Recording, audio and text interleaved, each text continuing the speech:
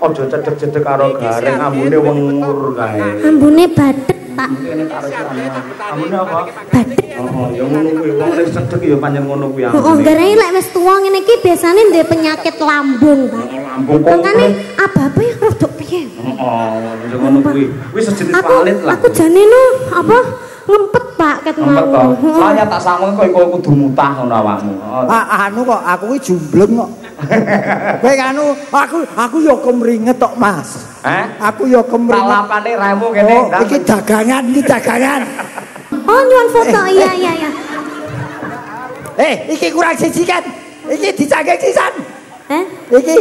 Lah terus apa gitu aku arep minggat Pak piye kok? Ada.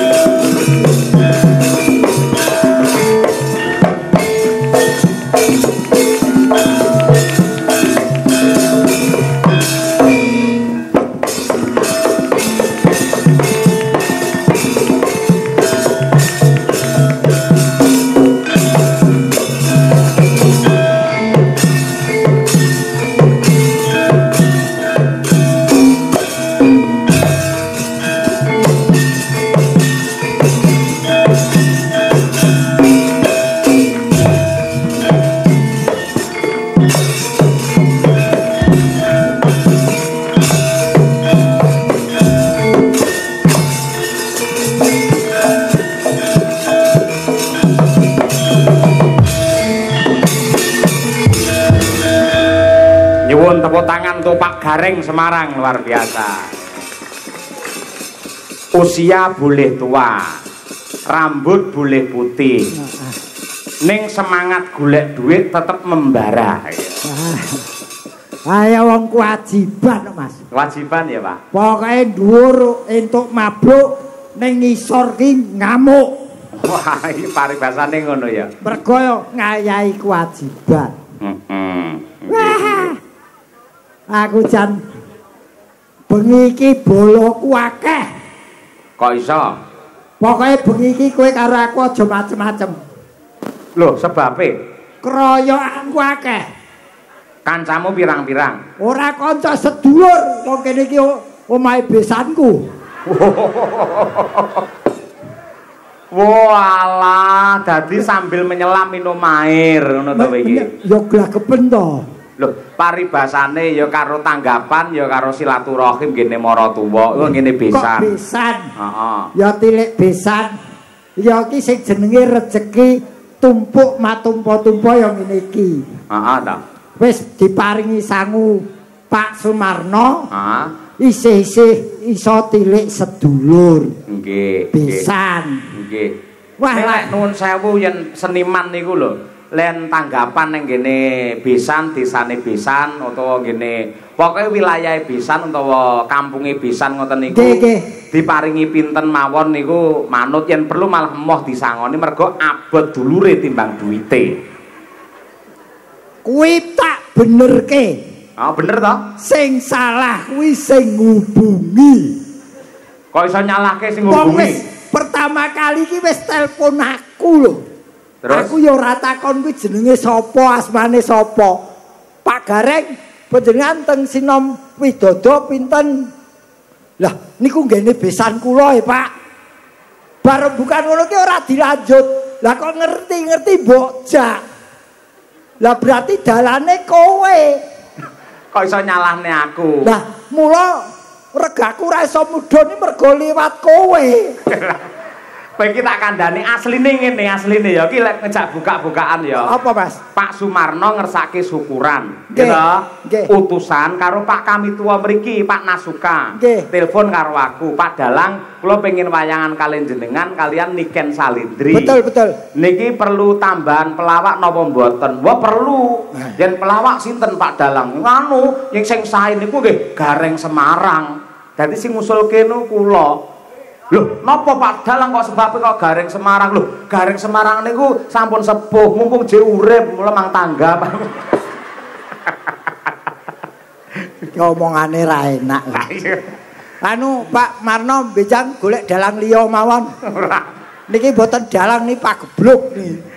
Sampeyan aja kleru, malah mau jagongan ning lantai 2 iki lho. Pak Marno ki paring dawuh malah karo Ibu Suyatmi. Mangke menawi sukses Pak Cahyo insyaallah tahun ngarep wayangan melih ning klasik tanpa dagelan. Kowe ora ngerti sejarah kok. Kok iso? Antarane Pak Marno karo aku ki ora iso dipisahke. Sebabe mergo bapakku jenenge ya Sumarno. Lek ngono aku karo Pak Marno ya ora iso dipisahke. Sebabe aku Cahyo Kuntadi duwe operator jenenge Pak Marno. Ya adoh to. Mung muni apa ora gumantung Pak Marno. Oh iya ya, kowe pancen kae ning ngene lho Mas, ora ribut perkara perbeya. Nggih, leres. Ning sing baku ayo bareng nderek syukur Pak Sumarno anggerne syukuran. Nggih. Mumpung iki ditimbali ana ing tlatah Desa Rambut Slamet Sinom Widodo Pak Gareng. Kowe ora tau ngerti anatomi. Sinom kuwi rambut sing alus cukule ning bathuk kuwi sinom. Oh. Widodo kuwi slamet. Heeh. Tegese piyayi kene do ndedonga sing rambute cukul ning bathuk kaya sinome lagi rompi-rompi kuwi biasane cah nom-noman. Heeh. Didongake padha slamet bisa nerusake garis trah ing desa kene. Oh, ngono kuwi ada doanya. Sing angel ki kok kene iki lho, dukuhe kok cengklik iki lho. Lah apa masalah kanggene jenengan mung ya apik. Ning ngene Mas. Aku ki ning ndi kulino ngonceki. Heeh. Endi jeneng mesti ana tegese ana artine. Heeh. Cengklik kuwi miturut penemuku. Pripun? Cengklik kuwi cengkah kuwi ora becik.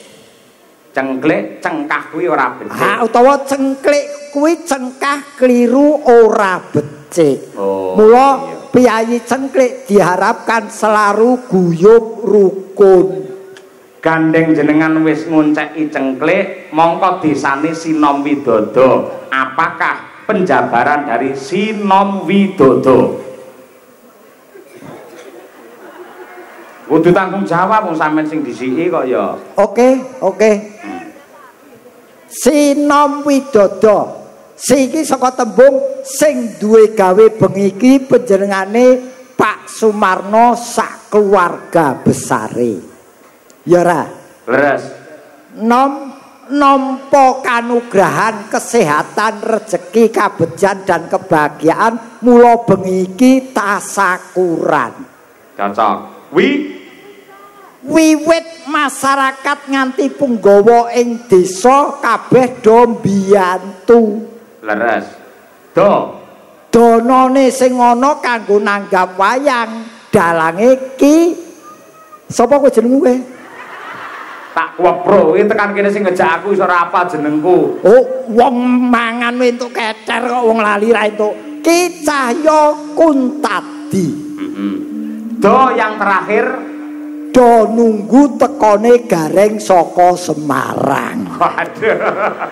Maksa katut awakmu kuwi. Wong ke takon ki aja sing anu Mas, aja sing epek-epek. Takon ki sing rada abot. Saiki iki ujube apa? Tasakuran. Tegese tasakuran ki apa? Ngunjuke rasa panuwun marang Gusti Allah. Kuwi jawabane cah TK.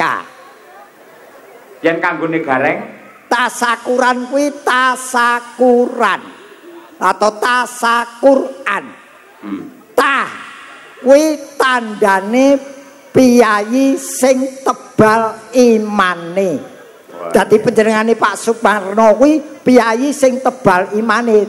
Titikane wong sing tebal imane selalu bersyukur, jangankan kok diberi sesuatu hal yang istilahnya kaya pahala, rezeki, nikmat, diberi musibah pun selalu bersyukur karena beliau percaya bahwa Allah mencoba umatnya tidak akan melebihi kapasitasnya. Wih, ning yen wong sing tipis imane kuwi titikane yo gampang. Titikane piye? Wong lanang sing tipis imane semakin kaya semakin nakal. Wong lanang sing tipis imane semakin kaya semakin nakal. Yen wong wedok sing tipis imane semakin nakal semakin kaya. Wis pikiran dhewe pokoke. Sing lenggane ngarep iki akeh ibu-ibu lho. Lah awakmu diprotes karo ibu-ibu piye? Makanya tinggal memilih mau tebal imannya apa tipis imannya. Ewadene sah, sahnya kalau diketahui oleh orang banyak. Wong syukuran yo ngene iki mah sing ngerti akeh. Diketahui, disaksikan. Kurang afdol kalau tidak dibarengi dengan tirakatan. Kaya bengi iki do melek bengi iki tirakat ngiras-ngirus.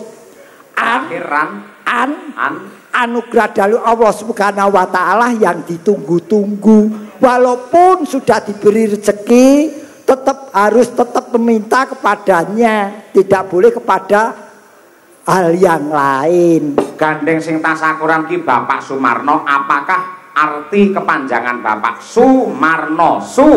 Sik iki abot lho Mas. Iki nerjemake nganti ora pener. Ora entuk tambahan lho Mas iki. Jare ngene besan njaluk tambahan ora. Oke. Ayo kudu cerdas. Sugih sanak, sugih sedulur, mula duwe gawe sing bantu ya akeh. Cocok. Mar kuwi marga kenceng anggone nyambut gawe lan donga, mula rezekine ya lumintu. Nonton wayang hobine. Wayang. Pak Marno tasakuran mokal bisa kelakon yen ora disengkuyung karo Ibu Suyatmi.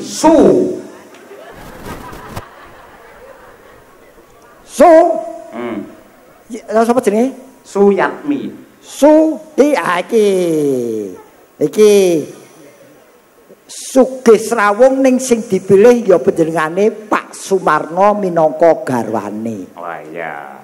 Ya, mesti arangel iki. Yat kowe kok ora ngerti lho. Yat ki sapa to jane? Yat ki ora jikuk kae to.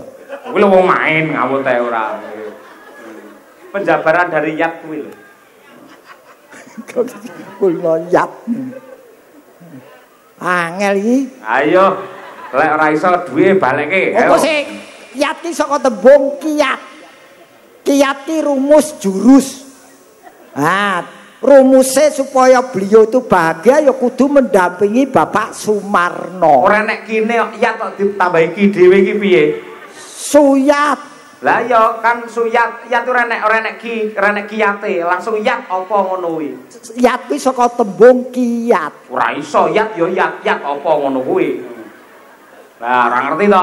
Apa saiki? Yat to. Yatim piatu semua diberi bantuan supaya hidupnya juga sejahtera. Yat ngono kuwi. Berarti aku ya klebu iki. Kok klebu? Aku ya yatim piatu kok. Gerange semono kok. Lah kene kowe ya iso mbok terjemahke dhewe. Ora ki kewajibanmu terakhir. Yat yatim piatu selalu disatumi mergo kuwi ya dawuhe Bapak Sumarno. Betul. Terakhir mikir apa meneh wong wis dampingi Pak Sumarno saiki ya wis bahagia sejahtera lahir batin. Wah iya. Nggih. Sapa meneh jenenge Pak Mudin sapa? Wis sisan ngono lho. Bareng wis panas kok terus emosi lho ora iki. Ora emosi piye? Angger kebon sego tewel iki galak aku. Ciri khasnya kene ya, Reng. Wah, aku pancen sengaja mampir ning besan suguhi sego tewel. Wah, bungkusnya isi tradisional godhong jati. Tempene aku dasare seneng tempene luar biasa. Wis, nek ya kuwi Mas pedese ora umum. Aku ya teko pedes, Pak. Mboten. Lah ciri khasnya Kyai kene kono tur tewel ki lek diinget pirang-pirang dina malah dadi lan enake, Pak Gareng. Iya bener, ya lagi bengi iki lho aku. Apa? Nyambut gawe ditunggoni besan, mantu, anak nonton kabeh ning dilungguh iki. Do nonton kabeh ning. Monggo Pak besane Pak Sumar Bagio Gareng nggih kados mekaten menika polahe lek golek dhuwit. Beliau tahu apa profesiku. Dadi nampa anakku kuwi ya sak keluargane sak aku karo bojoku sisan. Beliau tahu bahwa beliau tuh menghargai profesi saya. Serendah apapun profesimu, sekecil apapun profesimu, sekecil apa pendapatanmu, harus selalu kamu hargai. Walaupun tidak membuat kamu kaya raya, paling tidak membuat kamu mengerti arti kehidupan. Iya, ning kuwi lak teori. Nuwun sewu, besane jenengan mau pun ketemu kalih kula. Napa? Mantune jenengan ketemu kalih kula, malah kula bar dandan kalih besan jenengan dijak foto. Pak Dalang nyuwun foto Pak Dalang. Nggih, ngestaken dawuh. Lah jenengan mboten foto kalih besan jenengan gareng niku lah raine kados ngoten kok. Kowe moyen ketemu mantuku mbok njaluk tulung sisan. Apa? Kae ora kae dokter, ora spesialis ning duwe keahlian khusus. Apa? Keahliane cuci darah. Yen kowe kepengin kono. Mok. Aku darahku sik suci kok ngawut ae ora. Wong kok senengane iki nggih matur nuwun lho Pak Sumarno kula ditimbali mriki saged ngibur sederek-sederek kula ingkang wonten mriki. Nggih keleresan mantu kula pancen asli Sinomut Widodo Nirhing Sambikala mriki. Anakku karo iki cerita anak karo mantu. Pripun? Nduk, kowe wis seneng tenan karo jenenge lak Mas Imam. Mas Imam wis, Pak. Ora melek mendhi. Ora yen mantu kuwi kulina jaga kok. Ning ya karo turu. Kene ya jaga saron padha. Tak takoni wis padha cintane. Dasare apa kowe cinta? Jawabane cah nom saiki, Mas. Piye? Pak, mencintai itu kata kerja. Dicintai itu kata sifat. Cinta itu bukan kata benda, tapi cinta itu kata hati. Mula ya wis berarti cinta mereka mantep urip wong loro. Wah, cocok. Wes pokoke ngomahku saiki doktere papat kowe butuh opnam. Wanci-wanci mondok. Wes kowe periksa anakku. Ora sudi ya. Periksa anakku ki entuk bonus lho. Bonus apa? Wes kriterianya semakin parah penyakitnya semakin besar bonusnya. Alah gah telek. Gelem ra? Bapakmu dhewe genah gratis ora nek diskone. Loh, aku ki disuntik seumur hidup kok.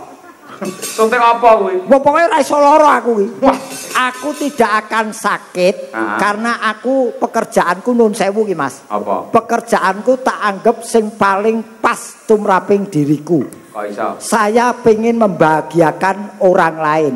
Orang yang paling bahagia di dunia ini adalah orang yang bisa membahagiakan orang lain. Luar biasa. Tepuk tangan untuk Pak Gareng Semarang, luar biasa.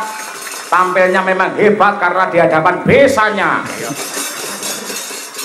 Tak golekne kanca iki mumpung gendone Niken Salindri wis dianti-anti karo para lenggah. Nggih. Nggih. Ya Nduk, kan? Ayo. Cublak suweng men berdiri ngancani Pak D Gareng. Yuk, dados. Oke.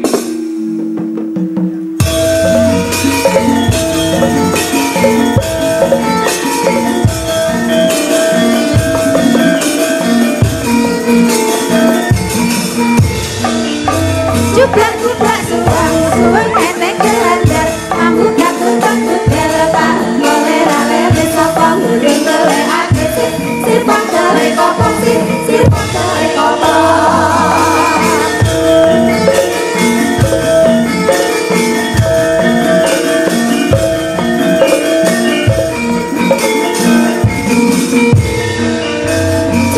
Jublak suwang efek gelandar Mampu katutak budel Mudun tele agis sirpang tele kopong sirpang tele kopong sirpang tele kopong. Alhamdulillah. Assalamualaikum gendut Niken Salindri. Waalaikumsalam warahmatullahi wabarakatuh Bapakku yang tercinta. Aduh, terima kasih Nduk. Sehat ya Nduk ya. Alhamdulillah pangestune Pak. Rawuh jam pira ning daleme Niki Pak Marno? Jam pinten Pak? 7:30 nggih. 7:30 nggih. Nggih, 7:30 alhamdulillah. Terus sing ngenteni iki lho Kyai semono kabeh iki fan Niken Salindri ngono kuwi nggih.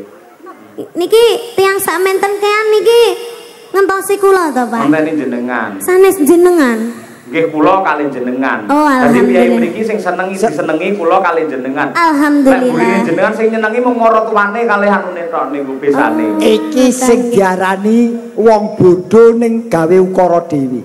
Kok iso? Sing dinteni iki ora kowe karo Niken. Lah, Sing dinteni iki sing ning jero kamar mandi iku lho. kok iso? Kok ora metu-metu dinteni. Ayo. Wong kok kowe jenenge banci ladan kowe bareng Niken ngadeg kok aku ora dinteni piye? Loh, lah bocah iki kan sik cilik ya toh. Cilik apa? Iki pernae putumu lho Pak De Gareng. Oh, Putu. apa ya? Aku ki putune sampean lho. Lah sampean nggep apa aku? Wah, aku ngerti cak saiki kok kaya ngene ayune. Aku biyen kesusu lahir ngopo ya? Oh, emang lek sampean kelahirane padha karo aku terus aku arep sampean pek pacar. Sing ngomong sapa? Lah ngono nyapa kok ngomong kesusu metu? Yen aku ki lahir saiki sing tak pek iki lho. Tuti. Lah nyapa? Tuti Aditama. Lah nyapa? Lha wong pancen sing gelem karo aku gur kuwi tok. Iya. Lah Tuti iso dinget kaya tewel lah deh. Ya ora ngono to, Nduk. Nadyan kowe putuku ning dalam bekerja kamu rekan kerjaku. Tidak bisa. Putu ya tetap putu. Sampean ki mbahku. Sing marake wong ketok tuwa ngene iki lho. Lho sampean ki kudu gelem diarani tuwa lho. Oke. Aku diarani tuwa ora masalah. Berarti wong tuwa kuwi awet urip dawa umure. Heeh. Tak syukuri aku saiki dadi wong tuwa. Heeh, sampean dadi mbah. Prihatin wong sing nom-nom kuwi urung karuan iso dadi tuwa kaya aku. Lah sampean kan wis tau mangan uyah, wis tau ngrasakne urip. Malah sing nom-nom ki malah urung pengalaman. Sampean lek wis pengalaman. Kusik to. Kowe wiwit lahir urung dipakani uyah to. Ya wis. Lah iku Kan cara bahasane ngono lho, Pak De. Bahasa apa? Wong urip iki ngene lho, Nduk, tak ajari ya. Supaya uripmu tentrem iki kaya Pak Sumarno kae. Heeh. Beliau berpikir ke atas untuk berharap, berpikir ke bawah untuk bersyukur, berpikir sekelilingnya untuk berbagi, dan beliau tidak pernah berpikir menjadi orang yang sempurna, berpikir beliau adalah menjadi orang yang berguna. Itu Pak Sumarno. You know? Yes. Yes. Ngene iki rumuse wong golek tambahan iki ngene. Bapak Sumarno ki sing ngendi? Sik. Oh alah. Di Sampeyan ra gelem ngomong ket mau. Di. Jambu. Nikan yo. Oh ki cah iki sik enom ya Lah sampeyan yo suwi yo lek duduhe. kae lho Pak Sumarno. Jare besan. Kuwi Pak Sumarno ki besane sampean. Dudu. Lah sing besane ki sing sapa? Besanku jenenge Pak Warto. Kuwi apane Pak Sumarno? Dudu apa-apane? Kuwi tok iki kowe ora ngerti. Kene iki kulture masyarakat kene nadyan apa tangga ning ngungkuli sedulur. Oh. Jare kae apa tetanggamu adalah saudara yang terdekat. Kae Pak ning gitu Pak Sumarno. Oh kae lho, legae ning kae, baris kedua kae. Ae. Bapak Sumarno angkat tangan. Angkat tangan itu ditodong apa piye? Oh, ya yang itu. Nggih. Engko dikongkon jumeneng. Lah ya Bapak Sumarno kok dikengken jumeneng ning kene. Nah, pancen beliau ngenteni sing dinteni iki awakmu. Nggih. Ngono, iki niken tekone kapan engko beliau mau partisipasi. Iki acarane berarti syukuran. Syukuran Pak Sumarno. Heeh. Dikitan. Dikit. Pak Sumarno diapakne? Lek ngomong ki sing jelas karan tek ngono lho. Oh, Pak, kowe wong tuwa kudu iso jelasne, Reng. Pak Sumarno, begini syukuran. Syukuran apa? Ora dikitan. Lah terus nikah. Pak Sumarno nikah. Ora. Terus diapake dong, Mas? Aku malah bingung. Pak Sumarno dinget. Bila tewel ngawut niken ora nggih. Jane ngono ujube syukuran karena beliau telah mendapatkan beberapa karunia dari Allah Subhanahu wa taala, rezeki, sehat, terus apa kebahagiaan lahir batin. Oh walah, dadi ceritane iki Pak Sumarno ki gabut, bingung leh ngentekne duit. Pak Sumarno ki ora enek acarane bengi iki yo tasakuran ya jenenge. Pak Sumarno ki apa omahe Sina Widodo ora gabus. Gabut. Sing ngomong gabus ki sapa? Gampang kupinge ora. Lah aku krungu gabus kok, gabus. Kuping kok sumbing. Nah, sing sumbing iki bibir. Lah mesti bibire sampean sumbing. Ya ora. Lah iya. Kuping kok sumbing. Wah Pak Sumarno ki bakune arep dono rasa. Nyeneng-nyenengke piyayi akeh. Lah iya Pak Sumarno ki bingung leh ngentekne duite kakehan didum-dumne ngene iki jenenge kan sedekah yo an, sedekah kepada orang seni kaya awak dhewe ngene iki. Uang itu hanya membuat kesenangan. Iya. Tapi kalau beliau berbuat begini tidak hanya kesenangan yang dicapai tapi kebahagiaan. Yo sing diraih.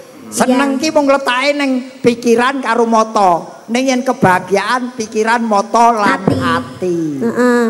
Ngono. Bener. Berarti Bapak Sumarno ya kudu didongakne. Apa? Muga-muga rezekine saya akeh. Amin. Panjang yuswanipun. Ning ya ora Pak Sumarno tok, sak keluarga besare muga-muga sehat selamat wiluja. Amin. Awet leh momong anak putune. Muga-muga Pak Sumarno lek enek apa acara maneh iso nanggap kula kalian panjenengan nggih Pak. Amin. Aku karo kowe ya Ken ya. Nggih Pak, matur sembah nuwun. Wayang kulit ora nganggo gareng udan deres. Ora apa-apa aku iso nerangne ya.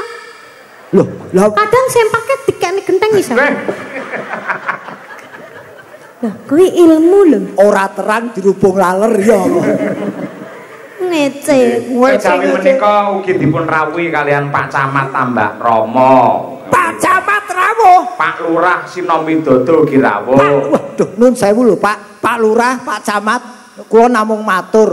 Pak anu Sumarnono namung masyarakat sampun nanggap lho Pak. Kok panjenengan lurah kalih camat kok dereng? Lah ya. Ngono kok ra isin to, Pak. Sampeyan iki kudune nyontoni sik lho, Pak. Ora malah wargane sik. Bapak camat karo Pak Lurah iki piye to? Kowe iki bupati kok piye kok nyeneni? Ngelingke. Oh, lah tak kira sampean mau nyeneni aku yo. Ora nyeneni. Ini apa aku cah cilik ya, Los. Kowe ora urusan dhewe. Nek kan lek ora ngerti. Aku Desa kan kene lho. Apa? Desa kene Sinomidodo. Kuwi mesti enek apitan. Apitan niku bersih desa cara ngene dhewe. Heeh. Lah ngono ora ndang nanggap, Pak. Jane bersih desa nanggapne kamu diketek apa piye? Oh, hei. Napa, Dok?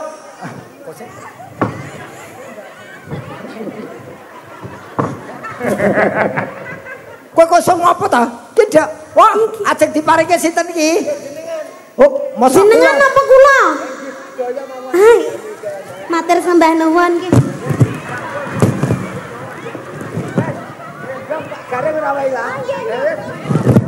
Matur sembah nuwun nggih, Pak. Ibu matur sembah nuwun nggih. Terima kasih ya, Dek. Oh, nyuwun foto. Iya. Iki kurang siji kan? Iki dicangkeng sisan. Iki. Lah terus apa anggite aku arep minggat Pak piye kok? Wah, kayak bonekane tiba. Oh ya, foto nggih. Nggih, terima kasih, Bu. Pak De tolong gawake miku ya, Pak De. Bae yo manut karo putune. Ora niken iki kok bar tanggapan kok kene dodol kembang. Kuwi tandha tresna kok nggih. Sampun matur nuwun. Nggih. Wah luar biasa nggih. Sinden kok ora tau entuk ngono kuwi nyapa. Entuk sesuk. Mbok duwe kanca ono bayane dikeki ngono lho piye. Sesuk dikirimi karangan bunga. Iya. Nduk, sampean nate nembang anu apa kuwi Mari Kangen. Oh nggih nate. Sebul kan nate. Nggih nate. Wingi pekaremane piyai kene dipundhut karo Bapak Sumarno. Oh nggih. Sing klasik dhisik ya. Oh nggih Pak. Nggih nambani rasa kangene Bapak Sumarno karo warga masyarakat ing Sinomidodo mriki. Nggih, niki Pak Camat kalih Pak Lurah napa pripun, Pak? Rawuh pian? Rawuh. Nggih. Pundi nggih tiange Pak Camat kalih Pak Lurah wau? Ah nika dadah. Wah, yang dada-dada. Ya Allah, Pak gantenge, Pak. Ya Allah. Awas, Pak, awas. Nggih, Pak. Bapaknya gagah perkosa. Mareke kulinamu kepethuk Taslim. Aku bosen petuk Mas Taslim. Nggih. Mari Kangen rumiyin monggo Mas, diaturake gendut niken. Yo, saking bonangipun. Yo.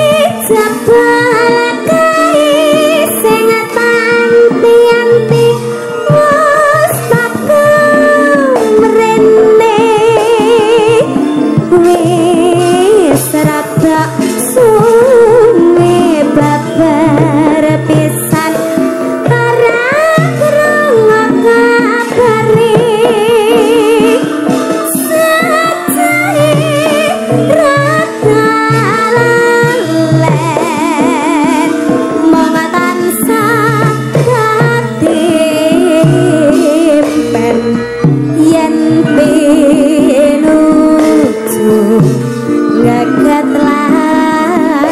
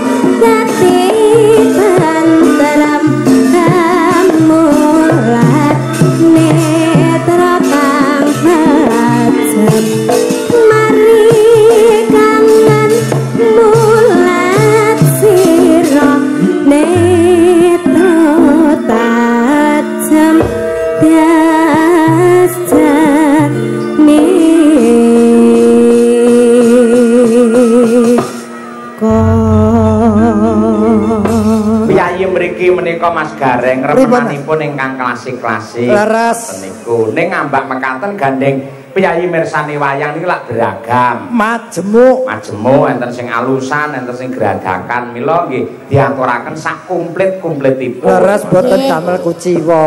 Nggih, mila saking menika dasaripun ingkang kepang rawuh semanten kathahipun para pejabating Kadipaten mandhapipun Pak Camat, Pak Lurah sedaya kepareng estreni lan ugi dipun pangestoni dening para sepuh adi sepuh para kiai alim ulama ingkang kepareng rawuh ngoten niku. Amin. Nggih dadi warata tanpa selo ibaratipun sedaya diaturi hiburan Mas. Inggih mila saking menika. Muturke dicucukke ngundang niken iki ora cucuk. Mung yen trimo brutu wae ora enak, cucuk. Maksudnya piye kuwi? Tegese digunakake sebagaimana mestinya.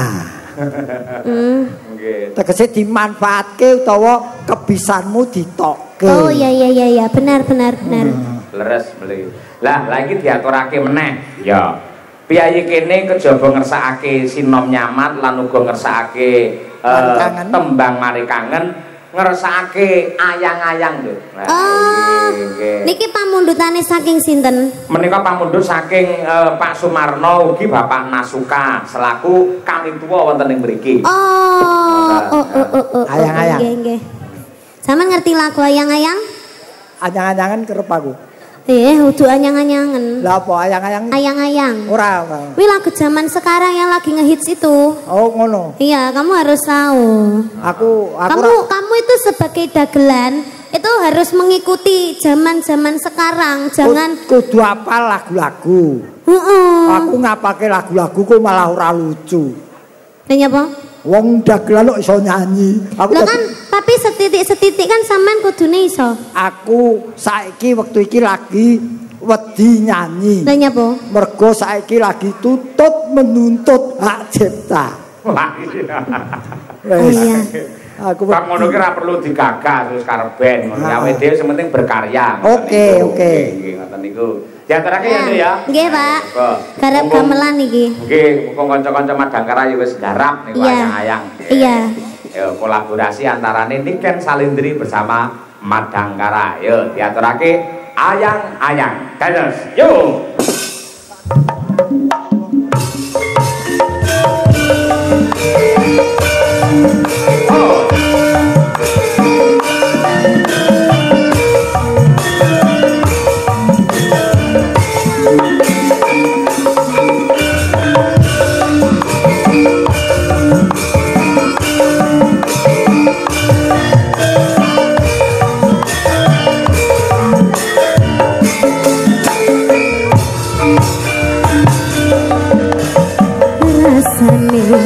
Ati kangenanda sangiting liya anyawa aku kowe laku katresna kang mas wong bagus Madangkara.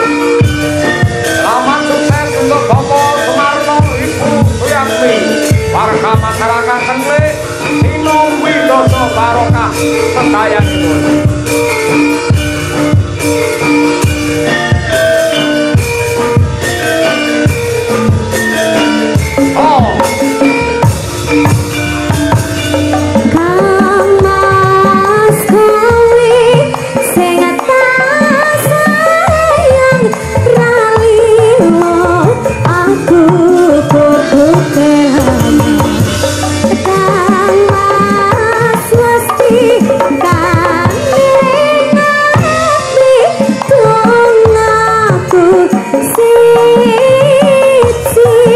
That's why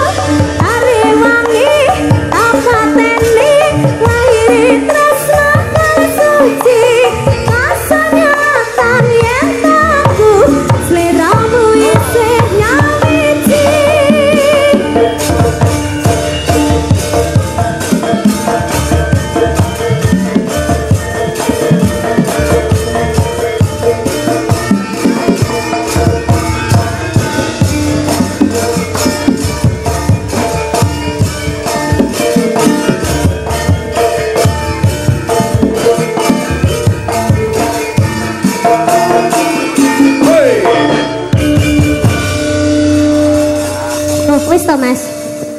Wah, dadine kaya Aku mau ngomong neh. dadine Neh aku mau ngomong neh, heeh. Aku mau rung marem, heeh. neh. Heeh. Njuk neh. Heeh, neh. Duh, dewa-dewa. Ning asma, tapi sing bagian terakhir sing pas bagian Banyuwanginan ya Mas ya. Ya oke. Ya, aku mau itu, aku Oke, mau. oke. Aku mau gini-gini. Oke, oke. Iya. Aku 1 2 3. Duh, dewa-dewa ning asmara.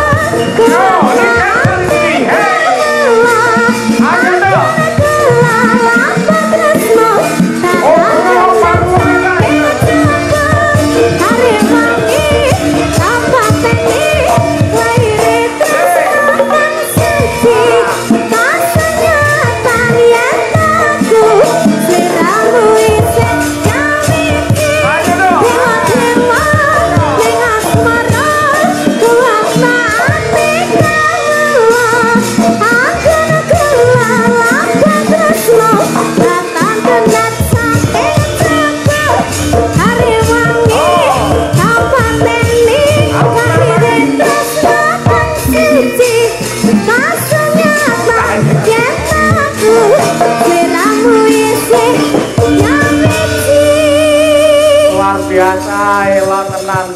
Rene nduk, rene. Masalah. Iki lho bocah golek dhuwit keringete nganti lek rasa ngelapi bapake ora manut. Kaya ngene. Golek dhuwit nduk ke awan bengi tanggapan terus kaya ngono kuwi lho sing kok golekne sapa? Aja cedhek-cedhek karo gareng ambune wengur kae. Ambune badhek, Pak. Kene karo ambune apa? Badhek. Oh, ya ngono kuwi wong nek cedhek ya pancen ngono kuwi ambune. Oh, gareng lek wis tuwa ngene iki biasane ndek penyakit lambung, Pak. Lambung kok. Makane apa-apa ya rodok piye? Heeh, ngono kuwi. Wis sejenis palit lah. Aku jane no apa ngempet Pak ket mau. Ngempet to. Soalnya tak sameng kok iku kudu mutah ngono awakmu. anu kok aku kuwi jumbleng kok. Kowe anu aku ya kemringet tok Mas. Aku ya kemringet. Talapane remu kene. Iki dagangan. Dagangan arep dirusak. Ah iya luar biasa bocah iki pancen multi talenta. Kowe agar gelem karo aku tak kei sepeda motor jin. Apa kuwi? Apa kuwi? Lho. Kuwi lho kunci omah. Lah iya iki kuncine sapa keri iki? Sing ketalan kunci griya niki. Omahku kuwi, kunciku. Apa? Kuwi kunciku kuwi. Kowe kos lho aku kunci barang. Iki kunci sing kecalan kunci griya niki sinten nggih beto kali Yang kehilangan kunci. Pak Kari nggih. Nggih, sing kehilangan kunci mohon untuk di samping panggung sebelah kiri. Dipastikan nggih, Pak. Pak Kari, ingkang ngasta Pak Kari. Nggih Kari niki. Kari niki. Asmane Pak Kari Kari. Lah iya Kari iki. Nggih, jenengan istirahat sik. Oh iya. Kekuatan mergo sing bajutan. Genti artise Madangkara genti kita. Lah iya ngopo iki ketolu tok iki. Ora, ono nggone dhewe.